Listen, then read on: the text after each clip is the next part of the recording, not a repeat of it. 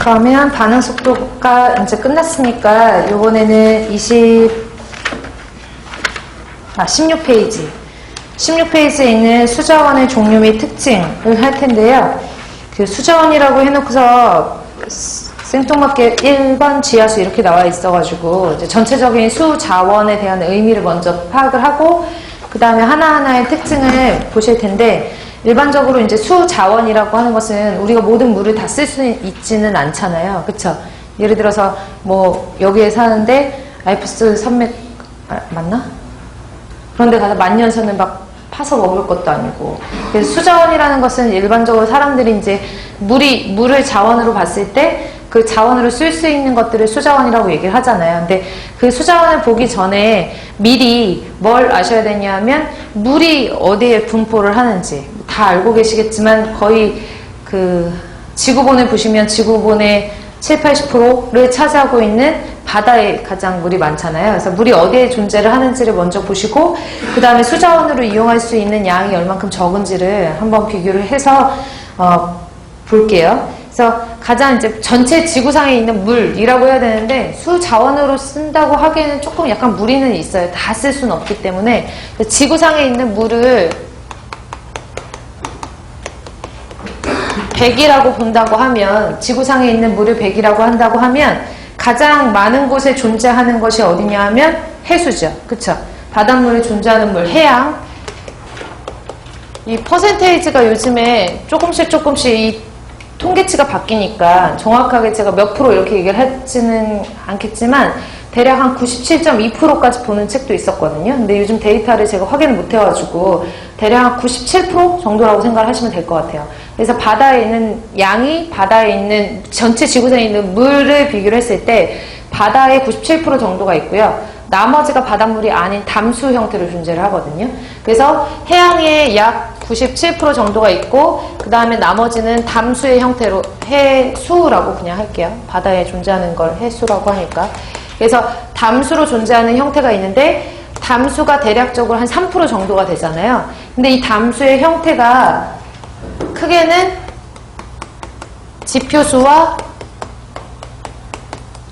지하수 같은 이렇게 일반적으로 사용할 수 있는 수자원이 있는 반면에 극지방의 어떤 빙하라든지 얼음 같은 것들 있잖아요. 그래서 극지방에 있는 빙하나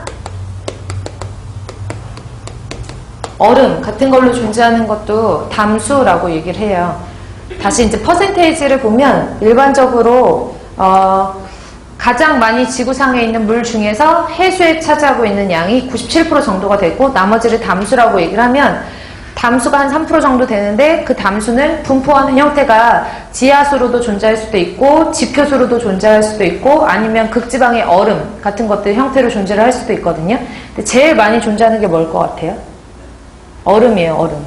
그래서 얼음이 차지하고 있는 양이 담수 전체의 한 70~80%를 차지를 해요. 그럼 계산을 해보면 3% 정도로 일부러 아까 소수점 뺐거든요. 3% 정도에서 계산을 하면 70~80%라고 하면 한 2.1%에서 3%에 24니까 2.4% 정도? 그쵸? 얘가 3%라고 얘기를 하면 3%에 보통 담수의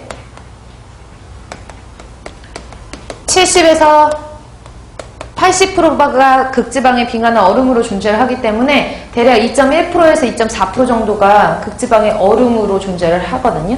극지방의 얼음은 아까 말씀드렸다시피 사람이 그렇게 쉽게 이용할 수 있는 물은 아니라 그랬잖아요.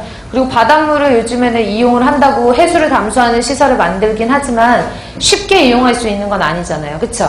그래서 사람이 쉽게 이용할 수 있는 물은 지표수와 지하수가 대부분 많고요. 우리가 이제 수자원이라고 하는 거는 지표수와 지하수 같은 것들 물론 다 수자원이 될 수는 있겠지만 실질적으로 우리가 실제로 지금 수자원으로 이용하는 거는 대부분 지표수와 지하수가 많다라고 보시면 돼요. 그래서 어떤 문제에는 다음 지구상에서 가장 많은 양을 차지하고 있는 곳은 어디인가 이렇게 시험 문제가 나오거든요. 그러면은 해수잖아요. 근데 해수가 보기 중에 없으면 그 다음에는 빙하나 극지방의 얼음 찾으시면 되고요. 그 다음에 어디일 것 같아요? 지하수예요, 지하수. 그래서 해수, 담수, 빙하, 극지방의 얼음, 그 다음에 지하수 순으로 알아두시면 되고, 그 다음에는 지표수 중에서 담수호라고 하는 호수가 그 다음에 많이 차지하고 있으니까 차례대로 조금 알아두시면 좋을 것 같아요. 그래서 사람이 총 담수 중에서 사용할 수 있는 물 같은 경우에는 그다지 많지가 않아서 하나 쓸까요? 이 순서대로 가장 많이 차지하고 있는 거 해수, 그 다음에 그냥 극지방의 빙하라고 쓸게요. 빙하, 그 다음에 지하수, 그 다음에 지표수인데 지표수 중에서도 담수호, 그 다음에 굳이 하자면 염수호. 근데 얘들까지는 거의 안 나오거든요. 그러니까 앞에만 알아두시면 될 것 같아요. 그래서 지표수 같은 경우에는 다 알다시피 하천수라든지 저수지물, 그 다음에 호소수, 이런 것들을 우리가 지표수라고 얘기를 하죠.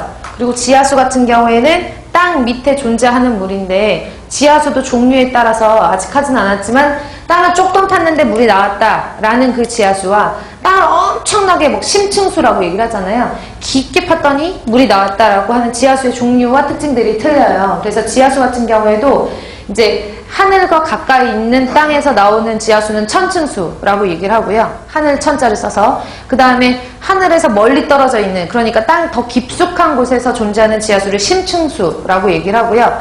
하천이 있으면 하천 주변에는 모래나 자갈 같은 게 있잖아요. 그러니까 하천 주변에 있는 모래나 자갈을 펐더니 하천에서 흘러나오는 물 같은 것들이 만약에 그 주변에 있는 모래층에서 여과가 돼서 지하에 존재했는데, 이런 물들이 복류수라고도 얘기를 하고, 그다음에 용천수 같은 것들도 있어요. 그래서 지하수 같은 경우에는 종류가 천층수, 좀 이따가 지하수 할 때 다시 할 거니까, 그 다음에 천층수, 심층수, 그 다음에 복류수,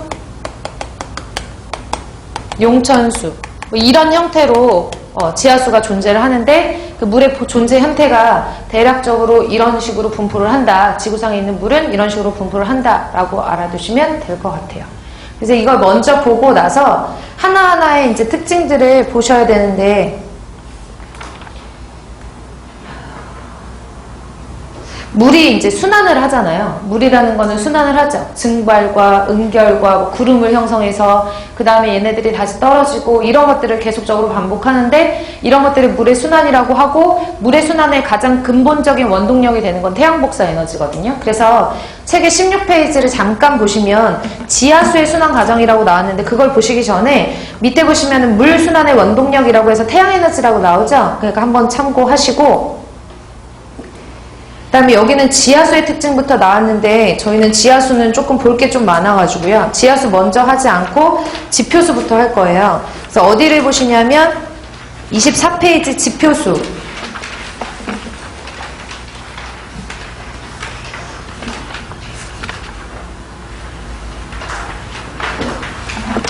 간단하게 물의 순환이라는 거를 잠깐 책에는 아무